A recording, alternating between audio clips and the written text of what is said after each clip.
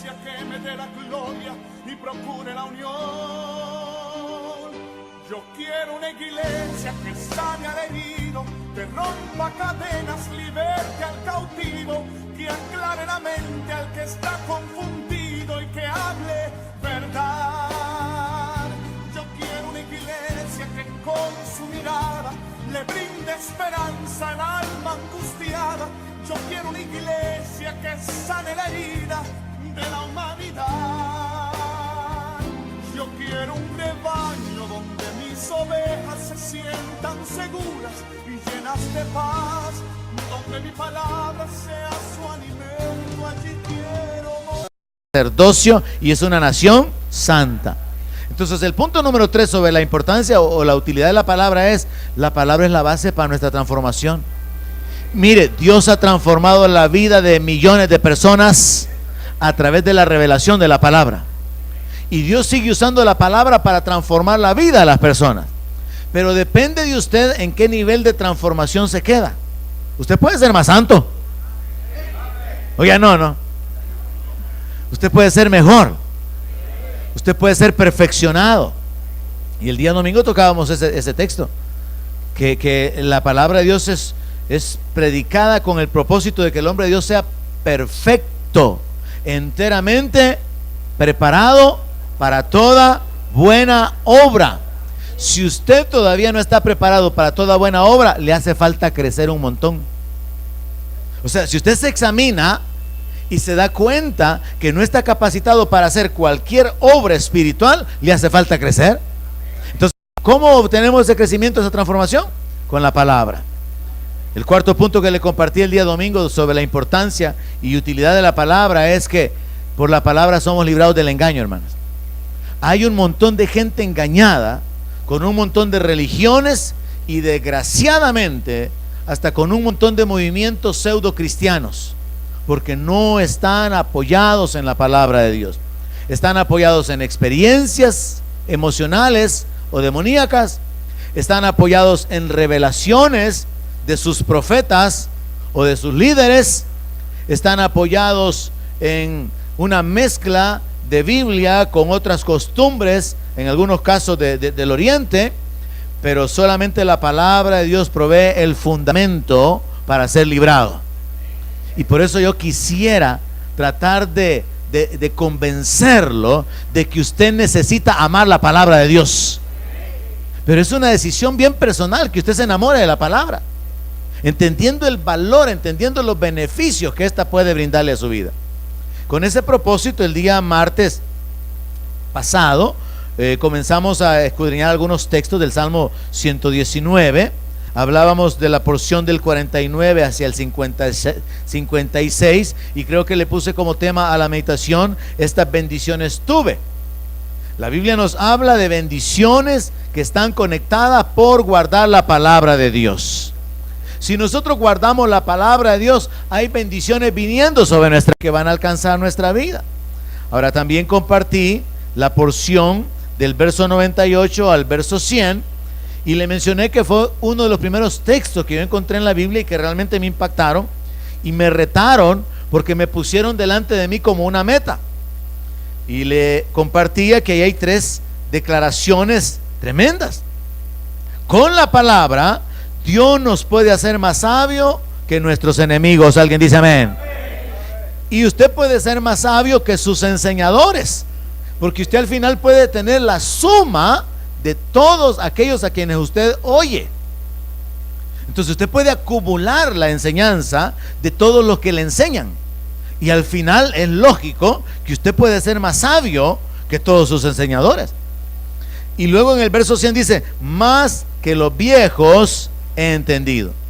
Ahora, las 3 declaraciones: más sabio que los enemigos, tener más entendimiento que todos los que le han enseñado, y tener más sabiduría que los viejos, todo eso está conectado con el entendimiento y el escudriñar la palabra de Dios. Ahí está el texto conectado. Me has hecho más sabio que mis enemigos con tus mandamientos. Ahí está la declaración. Más que todos mis enseñadores he entendido, porque tus testimonios son mi meditación. Más que los viejos he entendido, porque he guardado tus mandamientos.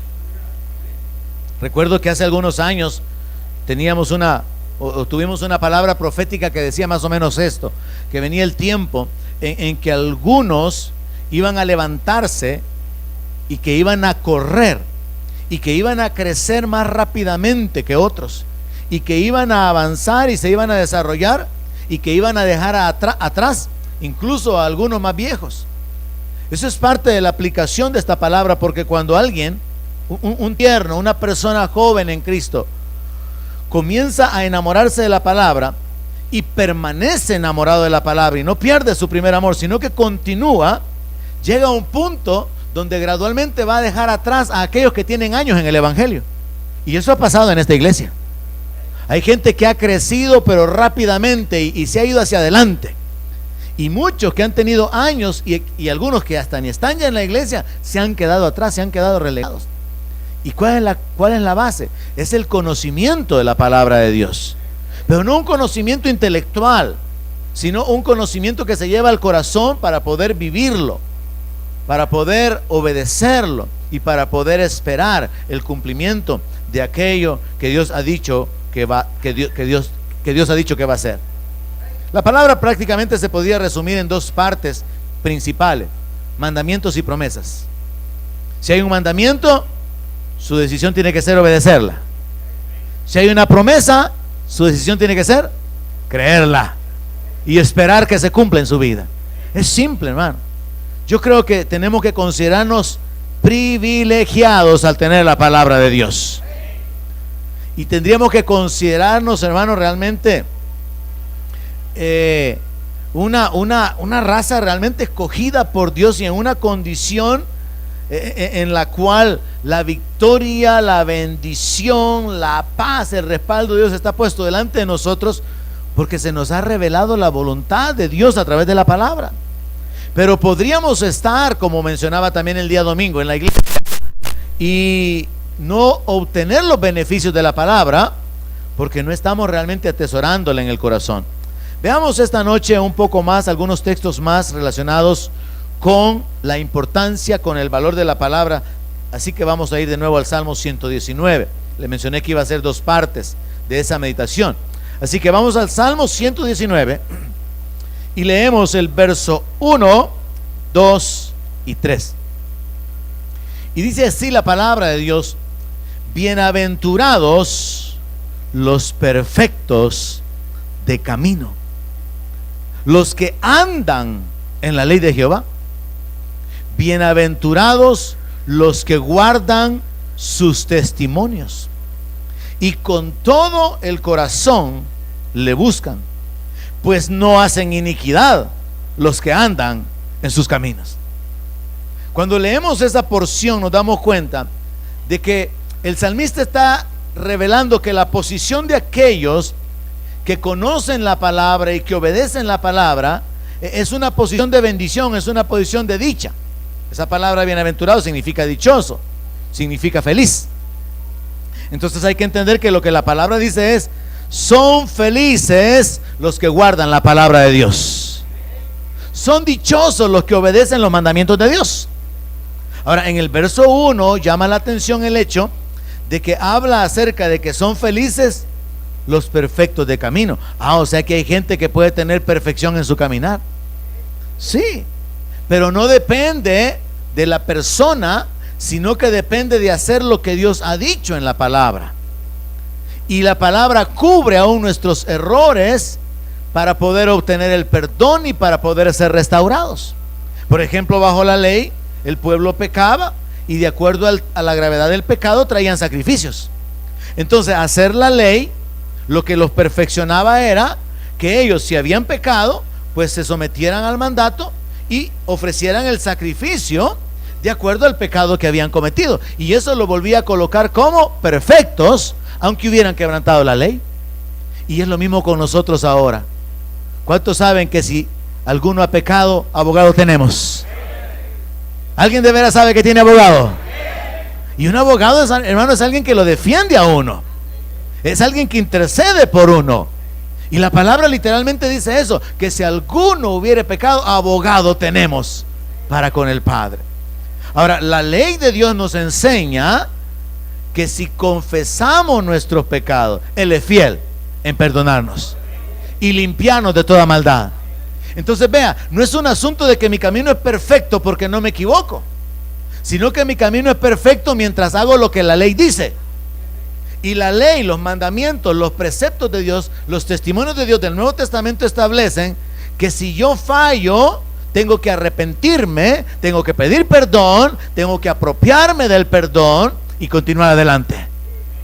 El apóstol Pablo decía que él no miraba hacia atrás, sino que se olvidaba de lo que estaba atrás y se extendía hacia adelante. Pablo entendió completamente la doctrina de la justificación.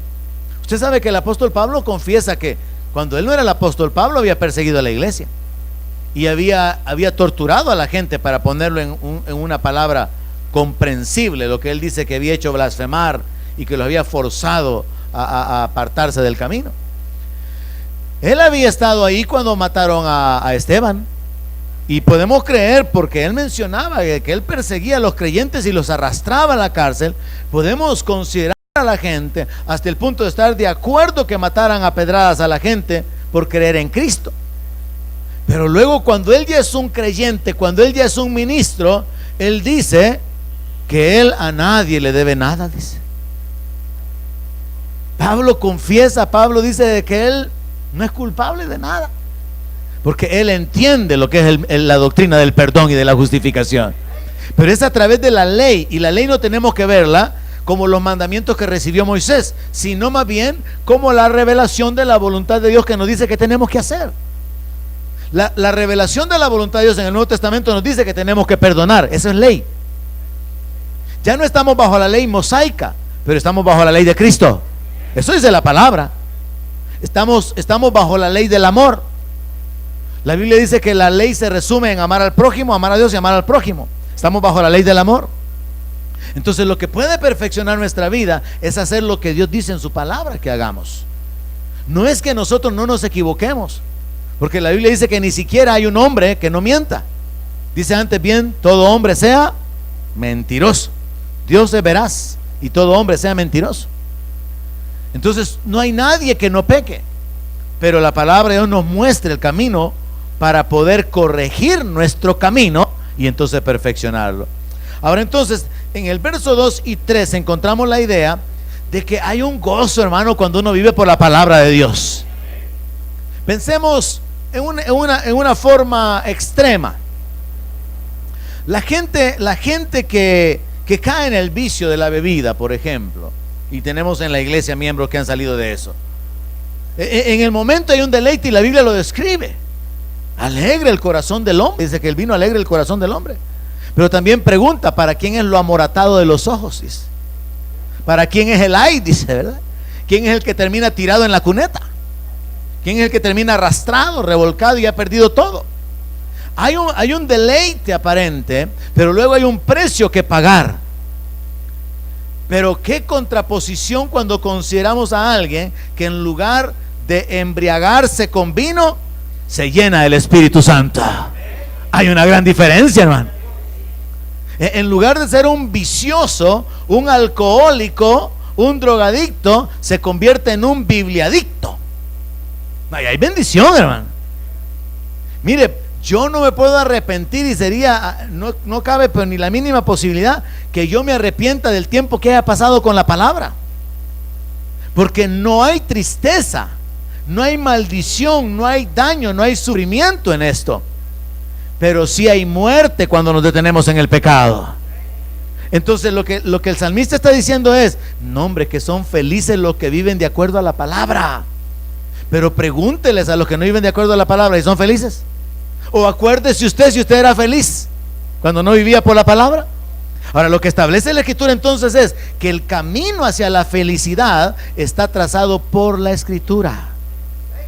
Y todo hombre y toda mujer puede encontrar la felicidad y la dicha guardando los mandamientos de Dios. Entonces el salmista llega a esa conclusión: dichosos los que guardan tus mandamientos. Porque hay una bendición en el hecho de lo que declara el verso 3: no hacen iniquidad los que andan en sus caminos. Entonces, como no anda en iniquidad, como no anda en maldad, no está sembrando semillas de muerte, no va a cosechar muerte. Es lo que dice Romanos capítulo 8. Si usted siembra para el espíritu, usted va a recibir vida. Pero si se siembra para la carne, se va a cosechar muerte. Entonces, ¿por qué es que hay una dicha y una felicidad de vivir en la palabra? Porque no estamos acarreando maldiciones detrás de nosotros. Qué bueno esa forma en la que Dios lo pone. Si ponen por obra mis mandamientos, estas bendiciones los van a perseguir y los van a alcanzar. Imagínese usted, hermano, vivir cada día y que las bendiciones van detrás de usted.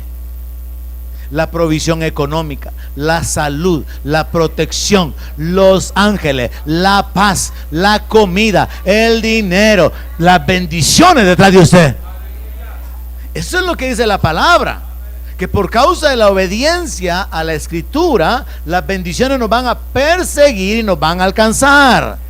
Hermanos, qué bueno que las bendiciones nos alcancen. Algunos todavía no los han alcanzado, quizás van corriendo muy rápido. Piensen esto, es interesante enfocar que las bendiciones nos van a perseguir y nos van a alcanzar. Ahora, la misma figura se ocupa para las maldiciones. Estas maldiciones los van a perseguir y los van a alcanzar si no cumplen mi palabra. Y ahí entran un montón de actos de injusticia, entran un montón de actos inmorales, actos de desobediencia, actos de rebeldía. Y cada una de esas cosas va a traer consecuencias a nuestra vida. Entonces nosotros tenemos que entender, según esta porción pequeña del verso 1 al 3, que la bendición de practicar o de vivir por la palabra es, número 1, nos libramos de acarrearnos maldiciones. Y número 2, estamos atrayendo las bendiciones sobre nuestra vida. Mire, solo el no acarrearse maldiciones ya es ganancia. Solo el que las maldiciones no lo persigan ya es ganancia. Ya no digamos que las bendiciones vengan sobre su vida. Vamos a otra porción. Verso 28. Le dije que este estudio, que se lo había recomendado hace algún tiempo, que lo hiciera personal, lo íbamos a tocar aquí como una guía para que usted vaya profundizando. Verso 28, siempre Salmo 119. Se deshace mi alma de ansiedad, susténtame según tu palabra.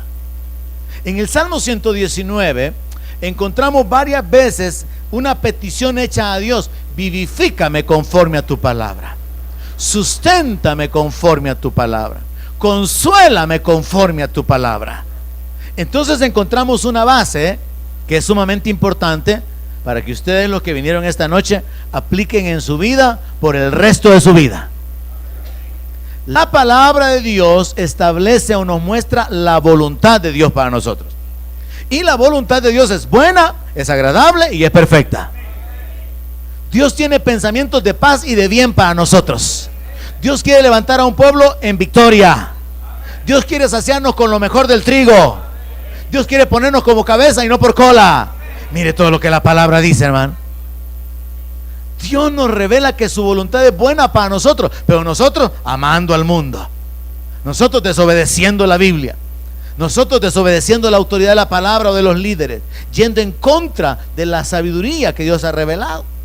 Y por eso a veces vivimos en una forma alterna entre bendiciones y maldiciones. Vivimos disfrutando por un momento, padeciendo por otro, luego disfrutando, luego padeciendo, y ahí nos vamos, cuando en realidad la voluntad de Dios está revelada en lo que le dijo a Josué: entonces harás prosperar tu camino y todo, a mí me gusta eso, y todo te saldrá bien. Yo no sé si usted ha pasado etapas, lo más probable es que sí, semanas, meses para algunos, en que todo le ha salido mal. Ese es el otro lado, ese es el lado oscuro, ese es el lado de las tinieblas.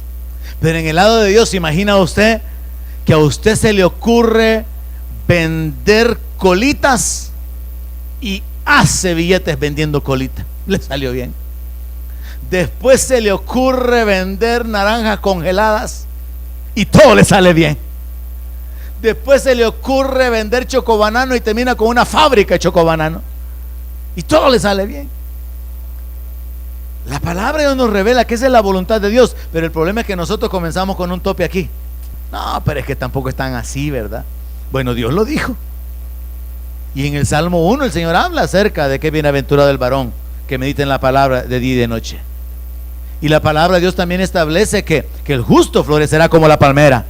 Mire, hermano, solamente juntar todo ese montón de pensamientos de bien, de bendición, que revelan la voluntad de Dios para nuestra vida, nos podría levantar en nuestra fe para entender que ahí es donde Dios nos quiere tener.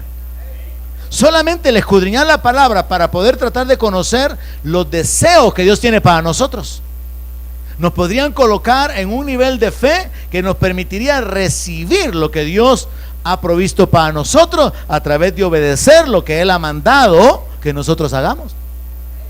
Pero necesitamos establecer la base en la palabra. Leamos de nuevo el texto. Se deshace mi alma de ansiedad, susténtame según tu palabra. Dios obra según la palabra. Dios no obra fuera de la palabra, porque la palabra es la base para nuestra fe. ¿Qué es lo que escribió el apóstol Pablo? Que la fe viene por el oír, y el oír la palabra de Dios. De tanto oír y oír la palabra, esa palabra va a convertirse en fe cuando se recibe en el corazón. Y entonces nos colocamos en la posición de poder ver que se materializa lo que Dios ha prometido. Pero el fundamento es que Dios obra de acuerdo a la palabra. Y el salmista le dice al Señor: Señor, susténtame como está escrito que lo vas a hacer. Susténtame de acuerdo a tu promesa de ser tú el que me va a sostener con tu diestra, de ser tú el que le das fuerzas al que no tiene ningunas, de ser tú el que puede multiplicar mis fuerzas. Entonces usted encuentra una base en la palabra para poder orar. Y por cierto, hermanos, aquí hay un punto bien importante. Mire, acostúmbrese a leer la Biblia en oración. Es decir, ore para leer la palabra. Y luego que haya leído la palabra, ore sobre la palabra. Porque su oración fundamentada en la palabra va a causar que Dios obre, porque Él ha prometido y Él es fiel a sus promesas. Pero nosotros poseemos las promesas por medio de la fe y la paciencia. Y la confesión ocupa una parte muy importante. Creí, por lo cual hablé, dice el apóstol Pablo. Nosotros también creemos, por lo cual también hablamos. Y todo se va conectando en la escritura. Entonces, el salmista está diciendo: aunque mi alma, mis sentimientos están siendo oprimidos y estoy en una ansiedad horrible, Señor, yo te pido que me sustentes, te pido que me vivifiques, te pido que te manifiestes en mi vida y que lo hagas según lo que yo he leído en tu palabra, que es tu voluntad hacerlo. Así que, hermanos, la palabra establece para nosotros un fundamento para orar. Yo quiero que reciba eso esta noche porque es muy importante. Ore para leer la palabra y ore después de haber leído la palabra. Eso puede cambiar su vida. Amén. Vamos al verso 41. No los veo muy emocionados como yo. Me emociono más yo que ustedes. Pero yo me voy a agarrar mi parte, y si la suya está por ahí desperdiciada, abandonada, yo me la voy a agarrar también. Verso 41. Venga a mí tu misericordia, oh Jehová, tu salvación conforme a tu dicho. Otra vez, mire la palabra como base. Y daré por respuesta a mi avergonzador, que en tu palabra he confiado. No, yo esperaba aleluya. Sí, pero ya veo que no están como tienen que estar. No están en el modo espíritu esta noche. Venga a mí tu misericordia, oh Jehová. Venga a mí tu salvación, de acuerdo a la revelación de tu palabra, de acuerdo a tus promesas, de acuerdo a lo que está escrito, conforme a lo que yo he leído que tú has dicho que vas a hacer. Señor, estoy clamando por tu misericordia y estoy clamando por tu salvación, porque yo sé que tú te deleitas en hacer misericordia y porque yo sé que no hay otro Salvador sino solamente tú. Basado en la revelación de la palabra, el salmista le pide a Dios la misericordia y la salvación. Pero me llama mucho la atención en el verso 42 el propósito. Recuerde que Pastor Banti enseñó, nos recordó, ¿verdad?, de que Dios quiere obrar en nuestra vida, quiere manifestar su poder a favor nuestro, no solo para bendecirnos, sino también para glorificar su nombre. Y esa es una base de fe muy importante. Señor, glorifícate en mi necesidad. Dios se glorifica cuando Él muestra su misericordia, cuando Él muestra su poder, cuando Él muestra su favor, cuando muestra la provisión, la protección. Dios se glorifica en nuestras necesidades. Nosotros somos bendecidos, pero su nombre recibe la gloria. Ahora, miren lo que dice aquí en el verso 42. Señor, lo que yo espero es que tú te manifiestes a favor mío. Yo espero ver tu misericordia y quiero ver tu mano poderosa manifestándose para salvarme, porque yo quiero callar la boca de mi avergonzador, diciéndole que yo esperé en ti, porque yo había creído en ti y quiero mostrarles que tú eres fiel. No sé si usted alcanza a ver la importancia, hermano, del verso 42. Le voy a dar por respuesta a mi avergonzador que en tu palabra he confiado. Mire, hay situaciones en las que, por ejemplo, los médicos han tenido que reconocer, después de haber hablado de una manera muy prepotente sobre un diagnóstico negativo, han tenido que reconocer que no saben qué pasó. Pero el creyente parado en la palabra sí sabe qué pasó. El Dios de los cielos mostró su misericordia. El Dios de los cielos extendió su brazo y obró la salvación. Porque recuerde que la salvación no es solamente vida eterna, es sanidad, es prosperidad, es protección, es paz, es bienestar.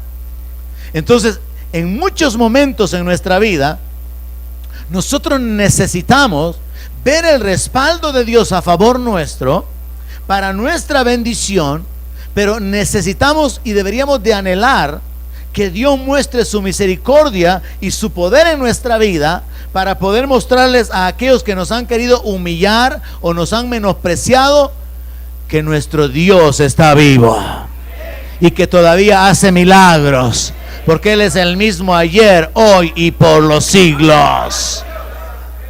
Entonces, cuando alguien puede decirle, cuando un creyente puede decirle a un inconverso, es que lo que sucede es que yo oré, lo que sucede es que le creí a Dios.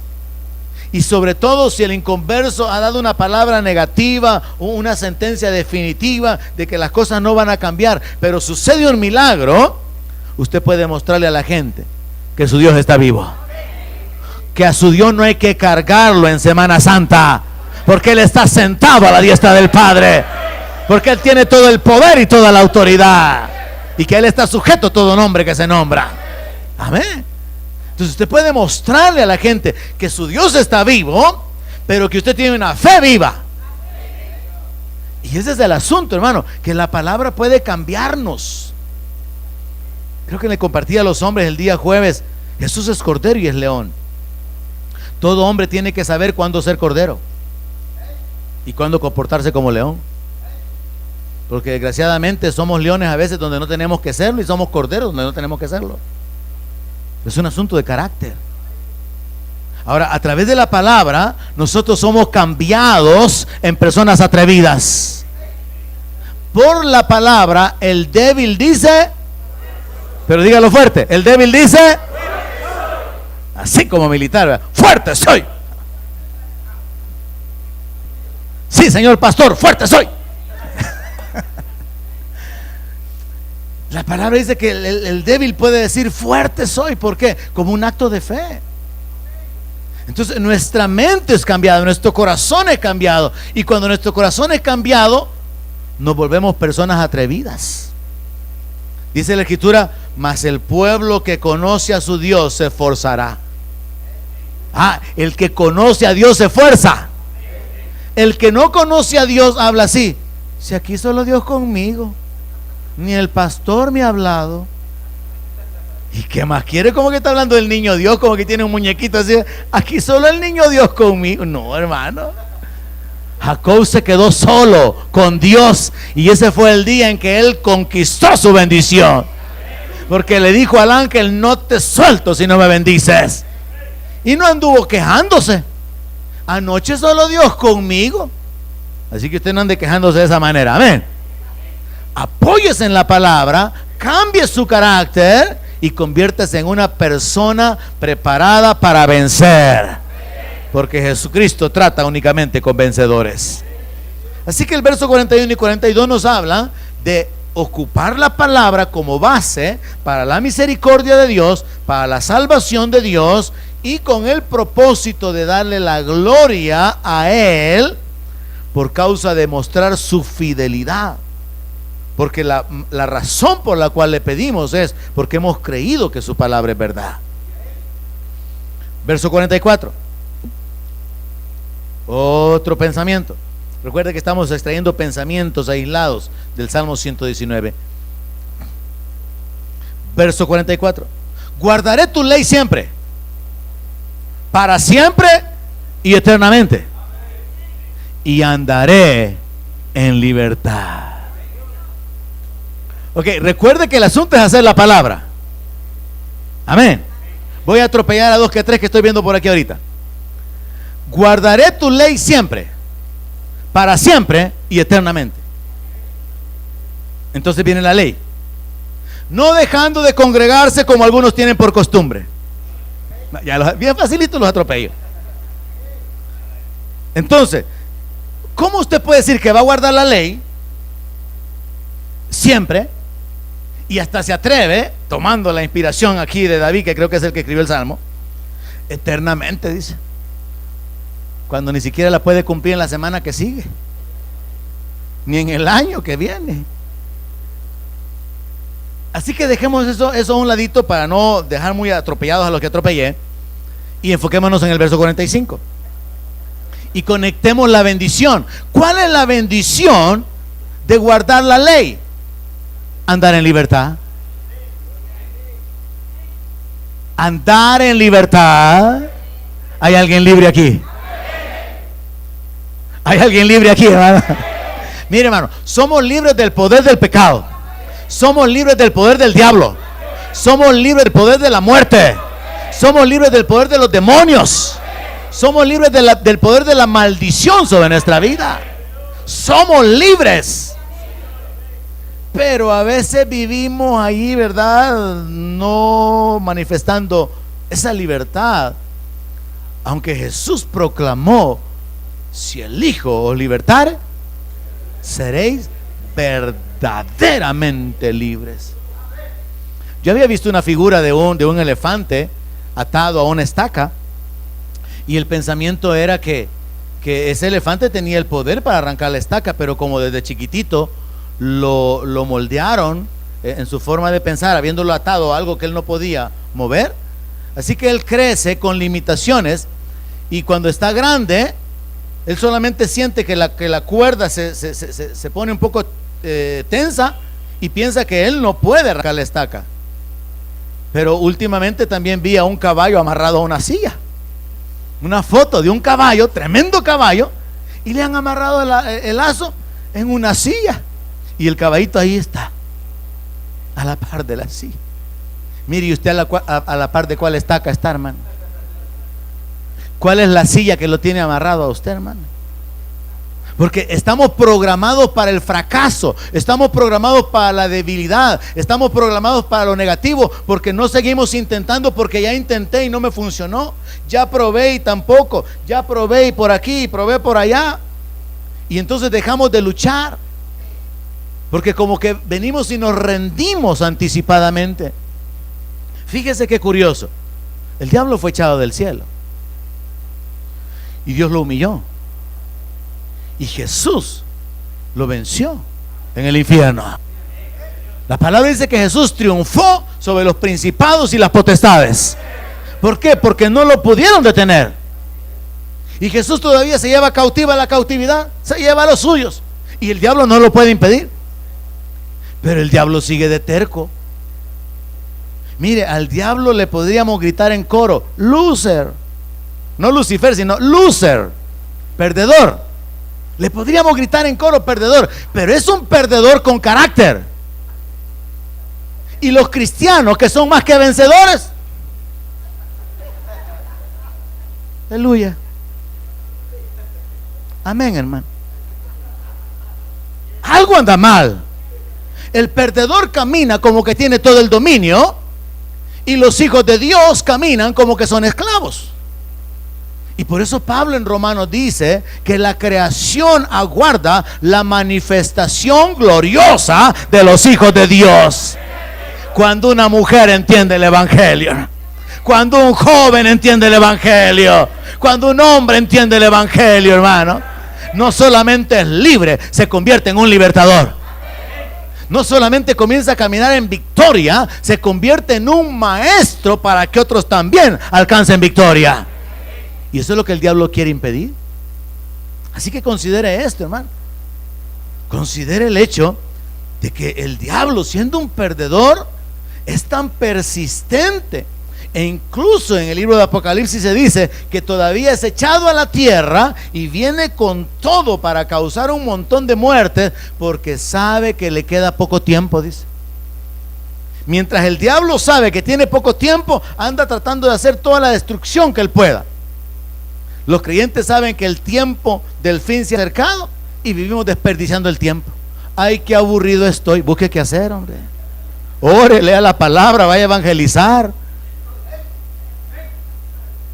El aburrimiento es equivalente a no tener nada que hacer. El aburrimiento es equivalente a no estar agradecido por lo que tiene. Nadie puede estar aburrido si tiene metas.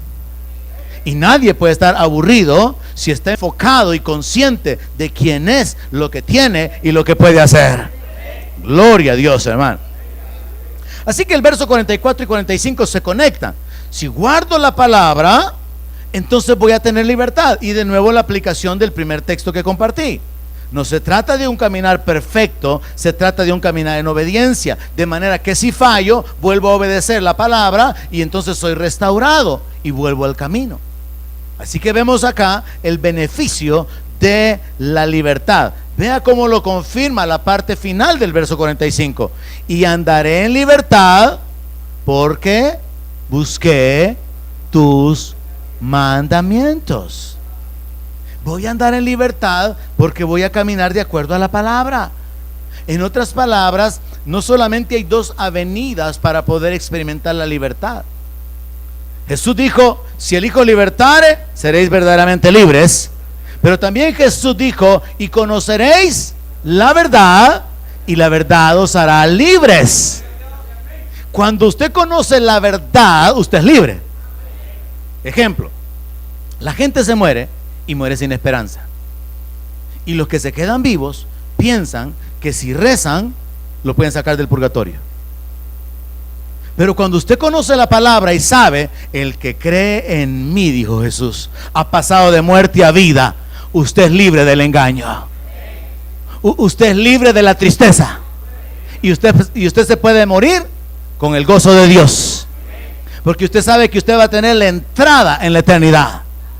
Y que usted va a estar presente a Cristo el día que muera. Entonces vea cómo el conocimiento de la palabra, hermano, nos liberta. Viene usted y va a través de la palabra y encuentra en la escritura donde Jesús dice: aquí le doy potestad de hollar serpientes y escorpiones y sobre toda fuerza del enemigo, y nada los dañará.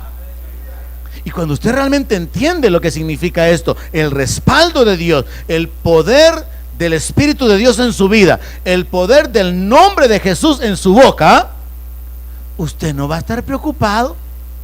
Porque en su colonia hay una brujita que allá como a las 11 de la noche comienza a sentirse el incienso quemándose. ¿Y a usted por qué le va a preocupar eso? Si a usted se le ha dado poder sobre toda fuerza del enemigo. Amén. Entonces vea cómo el conocer la palabra lo hace libre. Y por eso el enemigo quiere que el creyente no conozca la palabra. Y nosotros le ayudamos con la haraganería, al no ser diligentes en la palabra. Vámonos a otro texto. Verso 92. si tu ley no hubiese sido mi delicia, ya en mi aflicción hubiera perecido. Mire, el salmista establece que él llegó al punto donde él se deleitaba en la ley. Cuando uno llega a entender, es que la ley de Jehová es perfecta, hermano. La ley es buena. La ley no es un asunto de prohibirme para que padezca, para que sufra. No, es todo lo contrario. La ley me pone límites para que permanezca en la condición de bendición. Entonces, cuando yo veo la ley como algo bueno, puedo deleitarme en la palabra de Dios, aunque sean mandamientos, porque sé que esos mandamientos van a traer bendición, van a traer beneficios a mi vida. Entonces viene el salmista y dice: si tu ley no hubiese sido mi delicia, ya en mi aflicción hubiera perecido. En el mundo hay un montón de aflicciones. Ahora, lo que el salmista está experimentando o registrando en este versículo es que las aflicciones que hay en el mundo, las aflicciones temporales, las aflicciones por las necesidades, por las enfermedades, por las situaciones que se dan en nuestro cuerpo natural, pueden oprimirnos de tal manera que hasta nos lleven a la muerte. Pero cuando conocemos la palabra, en la palabra encontramos esperanza, encontramos promesas de vida, encontramos promesas de bendición, encontramos: por cuanto en mí ha puesto su amor, yo lo saciaré de larga vida, le mostraré mi salvación. ¿Por qué? Porque usted se ha deleitado en la palabra. Y mientras se deleita en la palabra, usted encuentra las promesas de Dios. Entonces, aunque esté arruinado, afligido, necesitado, usted sabe que Jehová pensará en usted, porque usted conoce la palabra. Entonces la palabra viene a causar un despertar, un fortalecimiento interno, que el salmista lo describe de esa manera: por causa de haberme deleitado en tu ley, no perecí, fui vivificado. Y se habla en muchos textos sobre esto de ser vivificado conforme a la palabra. Avanzamos al verso 130. Salmo 130. La exposición de tus palabras alumbra, hace entender a los simples. Oiga, la exposición de tus palabras alumbra, hace entender a los simples. Por eso Dios ideó la locura de la predicación como el medio de la salvación, porque es a través de la predicación que la mente de las personas es alumbrada. Usted es alumbrado cuando usted lee la palabra, pero usted también es alumbrado cuando se le predica la palabra, y Dios le trae una revelación, y es como que usted mire con claridad. Jesús dijo: el que me sigue no andará en tinieblas, sino que tendrá la luz de la vida. Y hermano, todo verdadero evangélico, todo verdadero cristiano anda con la luz de Jesús. El cristiano que todavía está así en ese proceso de que todavía no sabe si se va a ir al mundo a probar y después regresar, igual que el hijo pródigo, todavía no anda con mucha luz, y todavía está esperando tener algunos padecimientos antes de ordenar su vida. Pero por eso la palabra dice: bueno le es al hombre llevar el yugo desde su juventud, porque no es necesario ir a comer con los cerdos para reconocer que Dios es bueno, para entender que la palabra es verdad y para saber que Dios quiere bendecirnos. Pero muchas veces necesitamos padecer en nuestra propia carne para poder aprender. Ahora, aquella persona que decida valorar la palabra va a tomar la decisión de rechazar las experiencias. Por ejemplo, podríamos considerar el hecho de hijos buenos que han tenido padres irresponsables, pero ese mismo modelo del padre irresponsable le creó a él la conciencia de no seguir el ejemplo del papá. No dijo: voy a ser igual que él para poder aprender y para poder ver cómo se siente, sino que los sufrimientos que tuvo le causaron hacer todo lo contrario. No quería experimentar los mismos padecimientos. Entonces hay gente que puede tomar la palabra de Dios como la base, como la regla de vida, y su mente y su corazón van a ser alumbrados de tal manera que no van a necesitar padecer. No es necesario sufrir si tomamos la decisión de vivir por la palabra. Y la palabra de Dios la gente la necesita. Hay tantos jóvenes perdiéndose, hermano. ¿Y dónde están los jóvenes o los viejos que les van a hablar para alumbrar? La actitud que tenemos que tener aquí es como que si viviéramos en un mundo de tinieblas y nosotros tenemos lámparas. Y la lámpara nos sirve para nosotros, pero también nos sirve para alumbrar a otros. Si usted ha caminado de noche y usted llevaba la lámpara, qué bendición llevar la lámpara, porque alumbraba más para usted. De repente un caminito para los demás, pero más para usted, más para usted, más para usted, un poquito más de luz para allá, pero más para usted, para no caer en un hoyo, para no perder el paso. La palabra es una lámpara para nosotros, pero también es una lámpara con la cual podemos alumbrar a otros. Qué bueno fuera que nuestros jóvenes estuvieran alumbrando a los jóvenes del mundo, en lugar de que los jóvenes del mundo les estén apagando la lámpara a nuestros jóvenes. Porque al final todos caminan en lo oscuro. Porque en lugar de alumbrar los creyentes a los inconversos, están dejando que los inconversos les apaguen la luz. Y todos van a estrellarse en sus vidas, directo hacia el fracaso. 151. Uno más después de este y concluimos. Cercano estás tú, oh Jehová, y todos tus mandamientos son verdad. Cercano estás tú, oh Jehová, y todos tus mandamientos son verdad. Es bueno, hermano, saber que Dios no está lejos. Podemos saber que Dios no está muerto, pero no basta con saber que Dios no está muerto. Hay que saber que Dios está cerca y que Él tiene todo el poder de manifestarse en nuestra vida. Y hay que estar seguros y confiados de que todos sus mandamientos son verdad, son verdaderos, son confiables. Terminamos con el 165. Qué precioso este texto. Mucha paz tienen los que aman tu ley, y no hay para ellos tropiezo. Hermano, más claro no puede estar. En la palabra se nos muestra la importancia de la escritura, el valor, la utilidad, los beneficios, si lo que nos resta es que nosotros nos llenemos de la palabra. Y viene Pablo y concluye, resume en parte el mensaje que estoy compartiendo, diciendo: la palabra de Cristo mora en abundancia en ustedes. ¿Por qué? Porque si la palabra mora en nosotros, vamos a tener una palabra para cada circunstancia que nos rodea. Vamos a tener una palabra para cada problema, para cada necesidad, para cada persona. Vamos a tener una palabra en la cual apoyarnos. Vamos a tener una promesa en la cual confiar. Hermanos, es mi deseo que a través de estas 4 meditaciones de los 2 martes y de los 2 domingos relacionados con la palabra, usted tome la decisión de amar la palabra. La palabra no puede ser sustituida por nada. Nada. La palabra es la regla de vida, es la revelación de la voluntad de Dios. La palabra nos muestra las promesas y la provisión que Dios ha hecho para nuestra vida.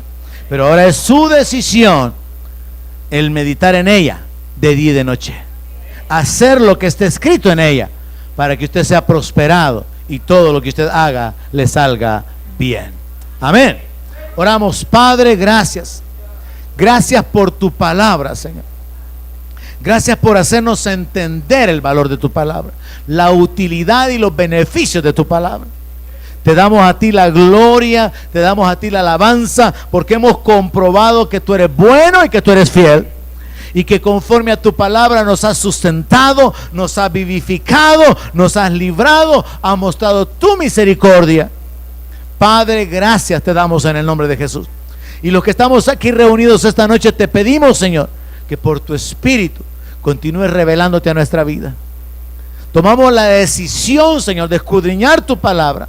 Tomamos la decisión de meditar en ella, y te pedimos la ayuda de tu Espíritu Santo para entenderla y las fuerzas de tu Espíritu Santo para ponerla por obra.